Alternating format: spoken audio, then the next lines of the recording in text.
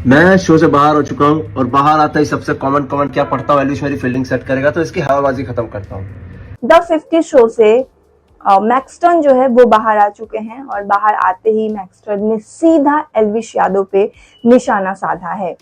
तो क्या कुछ कहते हैं मैक्सटन, आइए जानते हैं। आपको बता दें कि मैक्सटन एल्विश यादव को लेके द 50 शो में उन्होंने बहुत कुछ कहा।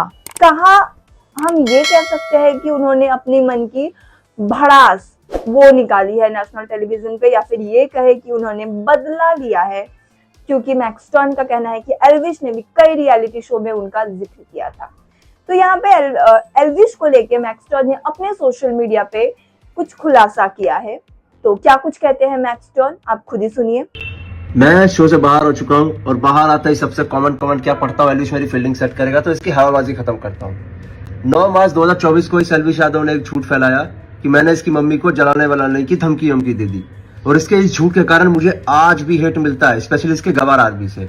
अब मैं इतनी पुरानी बात अभी इसलिए कर रहा हूँ क्योंकि यही से मम्मी वाली स्ट्रेटजी इसका दोस्त अर्चित कर रहा है। शो से निकलने के बाद कहता है मैंने एल्विश की मम्मी को गाली दी, इसलिए इसको गुस्सा आ गया। अब तुम दोनों घोड़े एक चीज बताओ, क्या मैं ये गालियां तुम्हारे कान में फूकता हूँ जो सिर्फ तुम्हें सुनाई देता है, नेशनल टेलीविजन तक पे रिकॉर्ड नहीं हुआ? उससे मेरे को 40 से 42 लोग सुन रहे थे। अगर मैंने किसी की मम्मी को गाली दी होती ना, कोई सपोर्ट नहीं करता।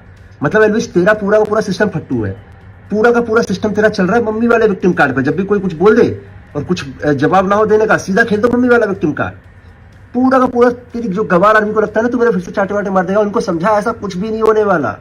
खैर तू भी मैच्योर है, मैं भी मैच्योर, तेरी गवार आर्मी को मैच्योर नहीं होगी तो अपने एनजीओ का थोड़ा बहुत ना परसेंटेज अपनी गवार आर्मी पे ही लगा, उनको सब जरूरत है।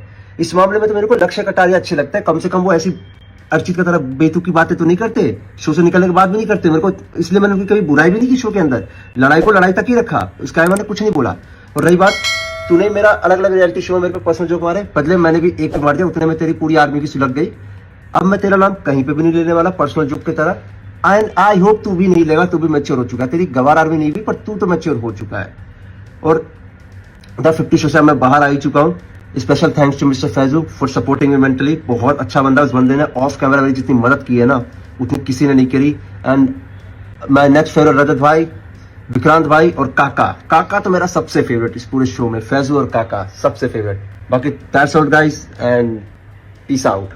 साथ ही अगर बात करें द 50 की, तो कहा जा रहा है कि द 50 के विनर जो है शिव ठाकरे बन चुके हैं। यहाँ पे टास्क हुआ था हमारे टॉप 4 के बीच में, और ये था कि पजल टाइप टास्क था, और कौन सबसे पहले ये टास्क कंप्लीट करेगा। और शिव ठाकरे, फैजू, कृष्णा श्रॉफ और काका थे हमारे टॉप 4। तो यहाँ पे कहा जा रहा है कि सबसे पहले शिव ने पजल कंप्लीट किया, उसके बाद काका या फिर कृष्णा ने कुछ 25 मिनट लिए और फैजू ने 14 मिनट। तो यहाँ पे यही कहा जा रहा है कि शिव ठाकरे विनर बन गए। साथ ही फिनाले के सेट पे लड़ाई भी हुआ है प्रिंस, अदनान और फैजू के बीच में, और ये भी कहा जा रहा है कि अदनान ने हाथ उठाया है प्रिंस पे।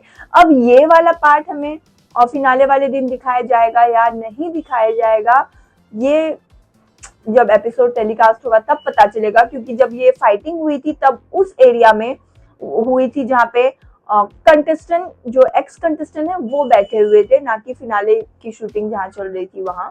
तो देखते हैं। लेकिन फिलहाल अगर बात करें मैक्सटन और एल्विश यादव की, तो आप किसे सपोर्ट करेंगे कमेंट के जरिए जरूर बताएं। और भी अपडेट के लिए अगर आपने अब तक हमारे चैनल को सब्सक्राइब नहीं किया तो फटाफट से चैनल को सब्सक्राइब कर लें।